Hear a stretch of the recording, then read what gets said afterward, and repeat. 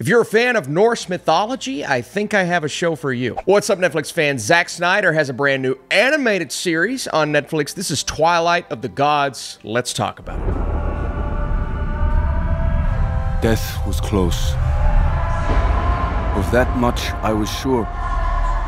So Leif, a mortal king, is saved on the battlefield by SIGRID, an iron-willed warrior whom he falls in love with. On their wedding night, SIGRID and LEIF survive the wrath of terror from THOR, which sets them and a crew of crusaders on an against-all-odds and merciless mission for vengeance. This series is rated as mature as you could possibly imagine, so no, it's not for the kids. Some people will say, but Austin, it's animated. So?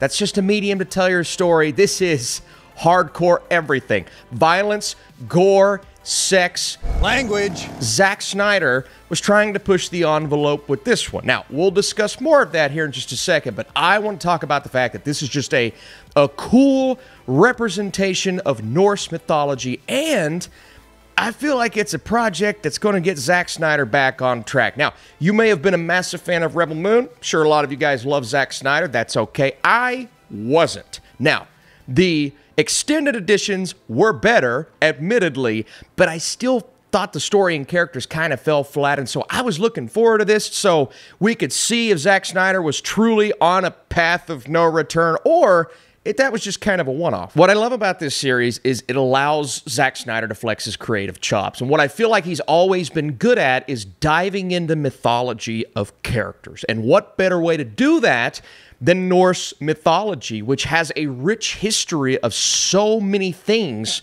that you can bring to life in a creative way. Example, in this show, Thor, it's not the Thor from the Marvel Cinematic Universe, folks. This Thor is out for blood. He's merciless. He will do whatever it takes to spread his wrath. And you see that in the first two episodes, man. It is completely and entirely unexpected. And then you have a character like Loki who, well, if you're an MCU fan, Loki's the bad guy, Thor's the good guy, but that's more so the opposite in this show. Now, we don't entirely understand Loki's motives, as you expect with this character, riding the good side and the bad, but the way that Loki is portrayed here is beautiful and much closer to how he is in Norse mythology. But our characters that we're following here, Leif and SIGRID, the big part of their relationship and understanding that they are madly, deeply in love with each other is that they show us that on screen. And so in the first episode, you're getting just like these hardcore sex scenes that caught me completely off guard. Now, does it get to the point to where it's kind of unnecessary how far they go to show that? Yeah, it does. But Zack Snyder, there's no handcuffs on him this time with this project. He's able to do what he wants to do. And he said, I'm going to push every limit I possibly can.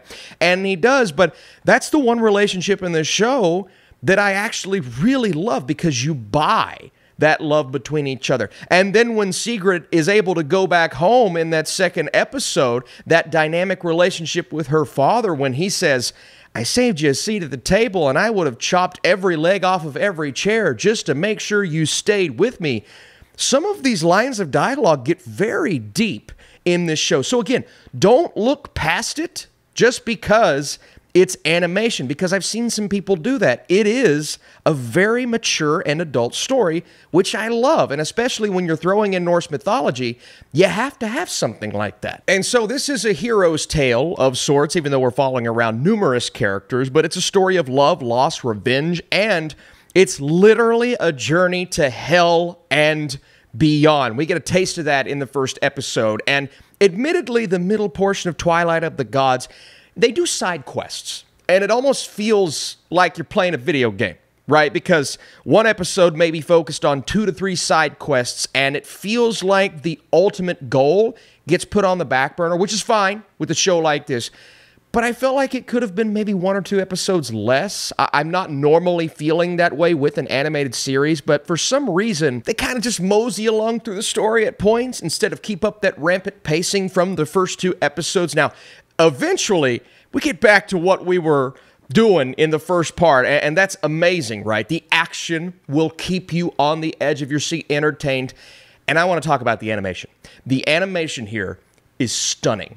I was so in. I saw the trailer and I said, it looks good, but is it going to be like to the level? Yes, I think it is. Now, Is it arcane? No, it's not arcane, but that's okay. But it gives Snyder, once again, the ability to do some things that he can't do in live action. And these animators, you can tell they're putting focus on detail that just isn't often focused on, especially in the midst of these epic, heroic battles where lightning's coming in. I mean, when Thor's battling, and he's very mean in this show, but you've got the use of his hammer, the use of Mjolnir, the lightning, the thunder, the epic nature of some of these shots that will just kind of freeze on when our characters are fighting. And dude, that was freaking awesome. It was perfect. The cast: Sylvia, Hoeks, Stuart Martin, Rahul, Kohli. There are so many recognizable names here, and I really like how the cast so, like, in detail fit their characters, the emotions coming from their voice, especially SIGRID in the first 2 episodes, man.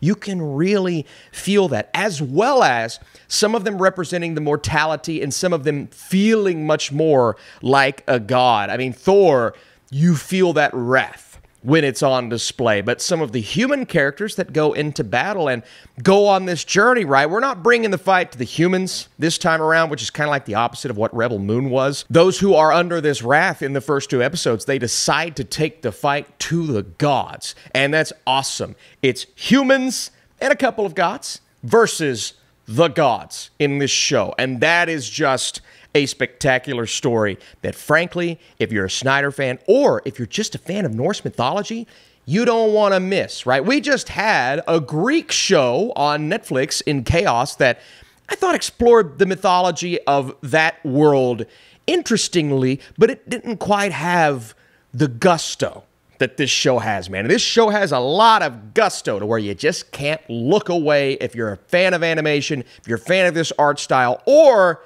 in terms of audibly, you know, Hans Zimmer has a part in this score, and you can really tell, man. There are times when I'm sitting back thinking, I'm watching a movie, a cinematic experience, because Hans Zimmer's score kicks in with the action happening on screen, and the action is absolutely phenomenal when it happens.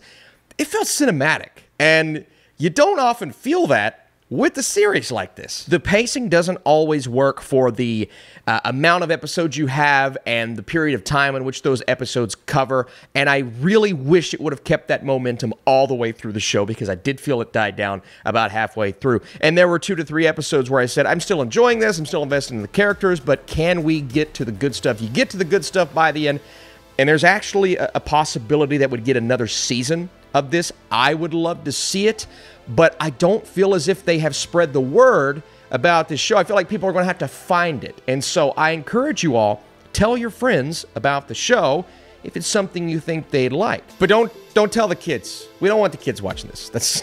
No. Before I give you my score, what's your favorite animated series on Netflix? Did you like Zack Snyder's touch on this? He directed, I believe, the first and the last episodes, but all in all, you can feel that. And if you like this review, you want more Netflix stuff, drop that like down below. I may be reviewing the new season of Monster, or Monsters, here in a little bit. Twilight of the Gods is bloody, brutal, and full of rich characters living in a fascinating world. The core relationship between SIGRID and LEIF is fantastic, and the animation works well. It does somewhat lose its way around the halfway point, but anytime the action ramped up, I was locked in.